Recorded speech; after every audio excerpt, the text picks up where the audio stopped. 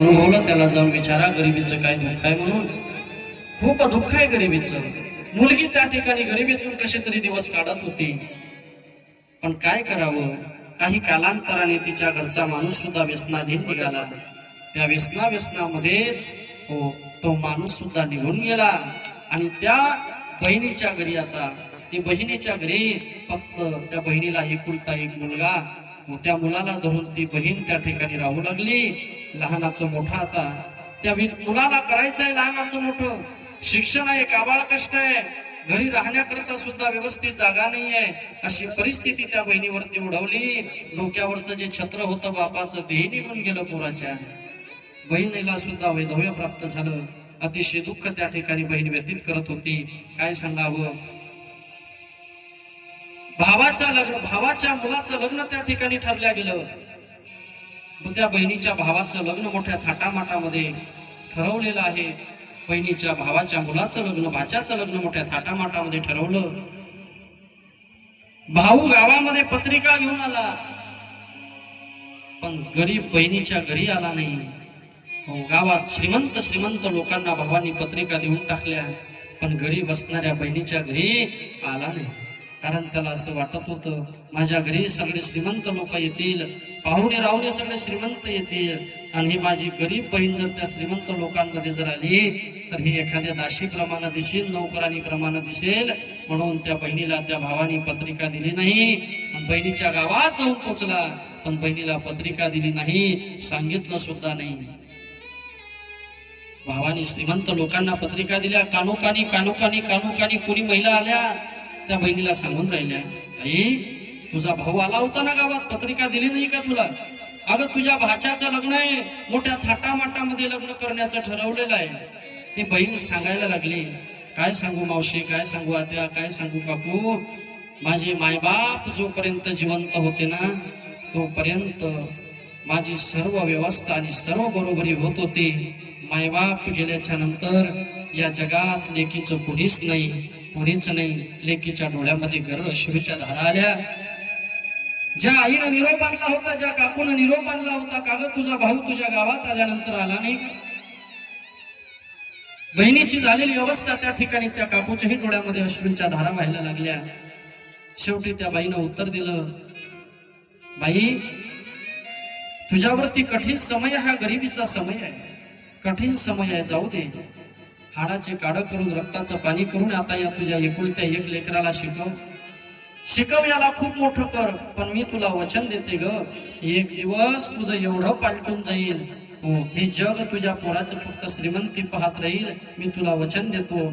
एका साध्या गरीब बाईनं त्या ठिकाणी वचन दिलं बहिणीला त्या दिवसाची आता वाट पाहायला लागलेली आहे. आणखी एक बाई आली निरोप घेऊन, अगं 2 दिवसावर तुझ्या भावाचं लग्न, भावाच्या मुलाचं लग्न आलंय, भाच्याचं लग्न आलेलं आहे, तुला जायचं नाही का? आम्ही जाणार आहोत, आम्हाला पत्रिका आहे.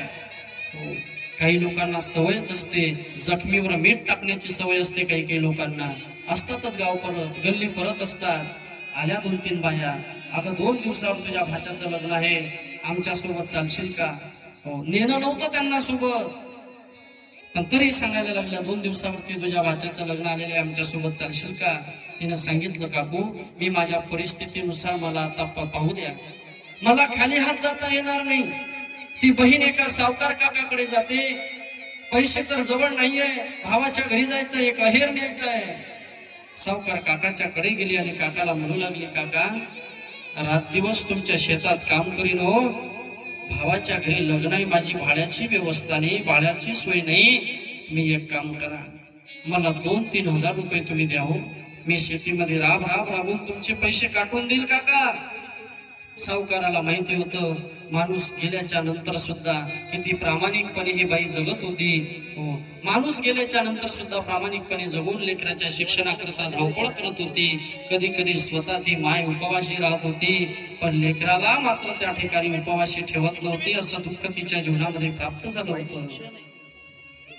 सावकार काकाने सांगितलं, पोरी 2 हजाराची काय गोष्ट आहे, 5 हजार रुपये मी तुला देतो.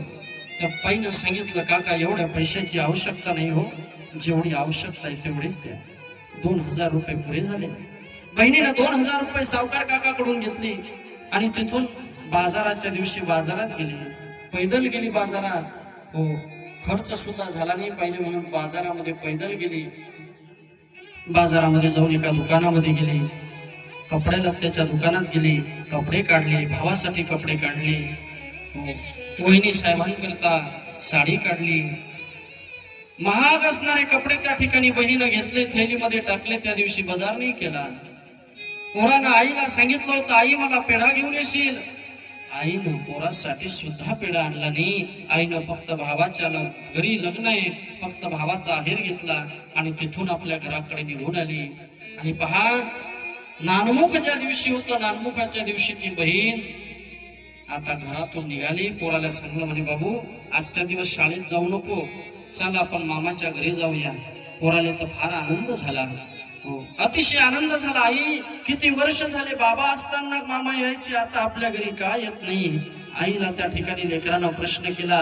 माईचे डोळे त्या ठिकाणी भरून आले आणि आईने एकच सांगितलं, बाळा हे जग फार स्वार्थी आहे रे. हे जग असू दे आहे तर स्वार्थी, पण जोपर्यंत माझे मायबाप माहेरामध्ये जिवंत होते तोपर्यंत मला मायबापांनी कशाची कमतरता पडू दिली नाही. आणि ज्या दिवशी मायबाप गेले रे, अरे त्या दिवशी कोणी कोणाचं नाही या जगात. मला सुद्धा अनुभव आला, तुला सुद्धा अनुभव आला. माईच्या डोळ्यात अश्रू येतात. पोरग सुद्धा रडायला लागलं. माया रडू नको, चल म्हणे मामाच्या. पोरानं माईला सांगितलं. आई त्या पोराचा हात धरते. पोरगावास दुसऱ्या तिसऱ्या वर्गात असेल, आईनं पोराचा हात धरला आणि मामाच्या गावाला जाऊन त्या ठिकाणी पोहोचले. नानमुखाच्या दिवशी त्या ठिकाणी बहीण भावाच्या घरी जाऊन पोहोचलेली आहे. श्रीमंत बहीण, त्या बहिणीच्या हातामध्ये सर्व तिजोरीच्या चाब्या होत्या. कोणाला काही लागलं तर मोठी बहीण काढून देत होती. ही लहान बहीण जेव्हा घरात जाऊन पोहोचली तेव्हा या गरीब बहिणीला तिने विचारलं नाही, बाई कधी आली म्हणून विचारलं सुद्धा नाही. तेवढ्यात थोड्या वेळामध्ये भाऊ घरात आला. तेवढ्यामध्ये या लहान बहिणीनं भावाला आवाज दिला, दादा बसणारे तोरणाखाली ताटीखाली बसणारे माझा एवढा गरिबींच्या घरचा एवढा आहेर तरी स्वीकार. भावानं वाकडं तोंड केलं. भाऊ सुद्धा घराच्या बाहेर निघून गेला. थोड्या वेळामध्ये त्या ठिकाणी भाचा आला, नवरदेवाला सुद्धा त्या ठिकाणी आवाज दिला. त्या बहिणीनं म्हणायला लागली, बाळू अरे बाबाला पाठव ना, पाठव रे बाबाला, तुझ्या आईला तरी बसव, बाबाला तरी बसव, कोणाला तरी बसव रे बाबा, माझा एवढा गरिबींच्या घरचा हेर घेऊन जा. काय सांगू, परिस्थिती सर्व काही माणसाला शिकवत असते. बहिणीचे डोळे त्या ठिकाणी अश्रूने भरले. भाच्याने सुद्धा वाकडं तोंड केलं. तो सुद्धा बाहेर निघून गेला. तेवढ्यामध्ये त्या वहिनी साहेब घरामध्ये आल्या. मोठी बहिणी सर्व दृश्य पाहत होती, पण मोठ्या बहिणीनं सुद्धा त्या ठिकाणी अडवलं नाही. मोठी बहीण सुद्धा हे पाहत होती आणि हसत होती मनातून. गरिबीचं दुःख फार वाईट आहे सजन हो. ज्यांनी ज्यांच्या जीवनामध्ये गरिबीचं दुःख अनुभवलं त्यांना जाऊन विचारा गरिबीचं किती दुःख आहे. श्रीमंत बहीण फक्त हसत होती, ही गरीब बहीण त्या ठिकाणी रडत होती. दुसऱ्याचं दुःख जाणण्याचा प्रयत्न करा. स्वतःच्या सुखाने त्या ठिकाणी आंधळी होऊ नका. दुसऱ्याचंही दुःख जाणण्याचा प्रयत्न करा. गरीब बहीण त्या ठिकाणी भाच्याला सांगते, बाळू तुझ्या आईला पाठव रे बाबा एकदा. मी थांबण्याकरिता आली नाही, मी निघून जाईल माझ्या घरी, काळजी करू नका तुम्ही. तेवढ्यात त्याची आई घरात आली. आईला आवाज दिला तिनं, वहिनी एकदा तरी बसा तुम्ही चौरंगावर, माझ्या गरिबींच्या घरचा एवढा आहेर स्वीकार. दादाला आवाज दिला, पण दादानं माझे शब्द सुद्धा ऐकला नाही. रडू लागली ती बहीण. शेवटी वहिनी सुद्धा मोठे डोळे करून घराच्या बाहेर निघून गेल्या. पण बहिणीचं सांत्वन नाही केलं. एवढं स्वार्थानं भरलेलं जग आहे. बहिणीचं सांत्वन करत नाही. शेवटी त्या बहिणीनं काय करावं. अरे पैसा आला का जवळ नव्हता. सावकाराच्या घरून 2000 रुपये त्या बहिणीनं घेऊन आहेर आणला. भावानं तिचा आहेर नाही स्वीकारला. शेवटी त्या बहिणीनं तो आणलेला आहेर भावाच्या नावानं आणलेला आहेर देवाच्या जवळ त्या ठिकाणी ठेवून दिला. हो, देवाच्या समोर ठेवून दिला. देवाऱ्याच्या वरती बाजूला दक्षिण दिशेला आईचा आणि बापाचा फोटो लावलेला होता. त्या बहिणीनं एकदा डोळे भरून मायबापाच्या फोटोला पाहिलं आणि सांगितलं, बाबा आई ज्या दिवसापासून तुम्ही स्वर्गवासी झाला त्या दिवसापासून या दुबळ्या बहिणीला एक साडीचं पान सुद्धा भावाने दिलं नाही. मला अपेक्षा नाही बाबा, पण निदान गरिबीच्या समयामध्ये या भावानं बहिणीकडे येऊन पाहिला पाहिजे होतं तेव्हा. बाबा एवढीच अपेक्षा होती हो. बहीण त्या ठिकाणी माय बापाच्या फोटोला पाहून रडू लागली आणि शेवटी बहिणीनं वचन दिलं, आई बाबा जोपर्यंत तुम्ही जिवंत होते तोपर्यंत माझी पिशवी कधी रिकामी गेली नाही. फार दुःख आहे, फार दुःख आहे. माहेरामध्ये कुणी ज्या वेळेस विचारायला तयार नाही, भाऊ सुद्धा विचारायला तयार नाही, बहीण सुद्धा विचारायला तयार नाही, त्यावेळेस त्या बहिणीची काय दशा झाली असेल हो. आता तुम्ही याचा विचार करा. ते शेवटी बहिणीनं त्या मुलीनं माय बापाचा फोटो पहिल्या बापाला आईला सांगितलं, बाबा आज तुमची माझी शेवटची भेट आहे. आजच्या नंतर मी माहेरात कधी पाऊल टाकणार नाही, कधी पाऊल टाकणार नाही. माझा नमस्कार तुम्ही स्वीकार करावा. त्या बहिणीनं माय बापाच्या फोटोला हात जोडले. बहीण तिथून निघाली, पोराचा हात धरला, पोराचा हात धरून बहीण निघालेली आहे. रस्त्यानं जात असताना एका म्हाताऱ्या बाईनं आवाज दिला, पोरी कुठं चालली इकडे. तिला असं वाटलं माझ्या मायनंच आवाज दिला की काय. म्हातारीनं आवाज दिला. पोरीच्या डोळ्यातले अश्रू पुसले, बाळा काहून चालली तू घरी. तिनं सांगितलं, जाऊ दे आई, माझं काम झालं. नानमुख होतं आज म्हणून या ठिकाणी अहेर देण्याकरिता आली, पण भाऊनं अहेर नाही स्वीकारला माझ्या घरचा. ठीक आहे म्हणे, काही हरकत नाही. अगं 5-6 वर्षाचं पोरग तुझ्या सोबत आहे, घरी कधी पुसशील कधी नाही, घरी कोण आहे काय नाही, घरी काही आहे नाहीये. तुझी परिस्थिती मला माहित आहे, कारण तुझ्यासारखी परिस्थिती माझ्या जीवनामधून निघून गेली ग पुरी. म्हणून तुला सांगतो, एकटी जाऊ नको आता, पोराला उपवाशी देऊ नको. माझ्या घरात 2-3 पोळ्या असतील, पडेल त्या पोळ्या आणि थोडस बेसन आहे, त्या पोराला जीव घाल आणि नंतर तू तुझ्या वाटेनं जा, माझं काही म्हणणं नाही. पहा, तिला तिच्या आईची आठवण झाली. आज माहेरात जर माय जिवंत असती तर मला विचारलं असतं. मला सांगायचं एकच आहे, धनवंताला की सर्व मान्यता आहे जगी. धनवान लोकांना जे जग मान्यता देत असते, गरीबाला कोणी ओळखायला तयार नाही. या बहिणीच्या जीवनातला प्रसंग आहे. पहा, शेवटी बहिणीनं सांगितलं, आई निघतो मी आता. बहिणीनं पोराचा हात धरला, आपल्या घराकडे निघून गेली. विचार केला, आता माझ्या मुलाला एवढं शिकवेल, एवढं शिकवेल, एवढं शिकवेल. खूप शिकवलं. अगोदरच्या म्हाताऱ्या माऊलीनं आशीर्वाद दिला होता की पुरी तुझी एक दिवस दशा पालटल्याशिवाय राहणार नाही. पोरगा मोठ्या पदावरती रुजू झाला, नोकरीवरती लागला परराष्ट्रामध्ये. काही वर्षामध्ये त्या बहिणीच्या जीवनातली जी दुर्दशा होती ती दुर्दशा, दारिद्र्य निघून गेलं. सर्व सुख संपन्न ऐश्वर्य. ती बहीण जवळजवळ 100-125 एकर शेती तिच्या मुलानं खरेदी केली. मोठे मोठे घर बांधले, प्लॉट घेतले. इकडे काय झालं, भावाच्या मुलाचा भाच्याचा जो विवाह त्याने ठरवलेला होता, भाचा व्यसनी निघाला. भाचा व्यसनी निघाला आणि व्यसनी तर निघालाच होता, पण त्या भावाची पत्नी जी होती वहिनी साहेब, तिला सुद्धा आजार झाला आणि कमी वयामध्ये ती बाई सुद्धा स्वर्गवासी झाली. मुलगा त्या ठिकाणी व्यसनी निघाला, त्यानं एकर शेती गमावून लावली. असं करता करता मुलाची पत्नी सुद्धा, ती सून सुद्धा घरात तिच्या माहेरी निघून गेली. तिने सुद्धा दुसरा विवाह केला. आता काय करावं, तो मुलगा एवढा व्यसनी निघाला आणि त्या व्यसनाच्या नादामध्ये गाडीला धडकला, तोही मृत्युमुखी पडला. आता कोण राहिलं त्या बहिणीला? कोणीच नाही.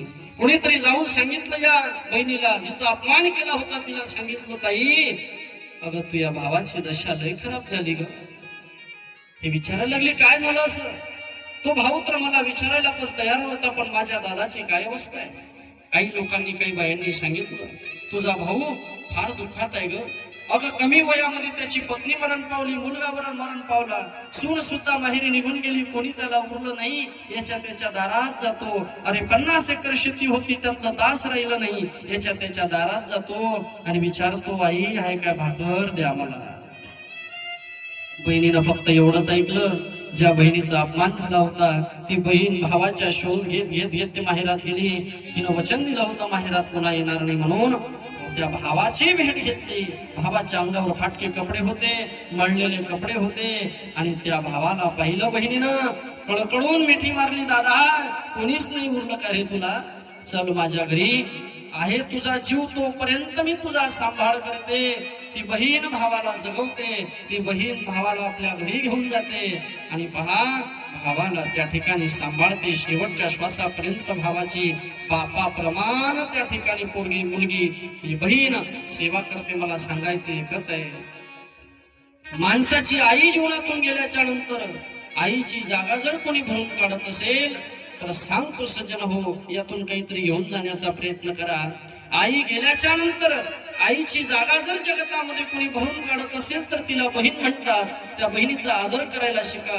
बऱ्याच ठिकाणी असं घडताना दिसते, बहिणी भावाला जगवायला तयार आहे पण भाऊ बहिणीला विचारायला सुद्धा तयार नाही. घडलेल्या सत्य काही घटना आहेत हो, म्हणून त्या बहिणीचा आदर करायला शिका. भाऊ बहिणीतलं जे प्रेम आहे ते प्रेम या ठिकाणी निरामय प्रेम त्या ठिकाणी राहिलं पाहिजे असा विचार करा. स्वतःच्या स्वार्थानं आंधळ होऊन रक्ताच्या नात्याला तोडण्याचा प्रयत्न करू नका. सतीला सुद्धा त्या ठिकाणी फार वाईट वाटलं.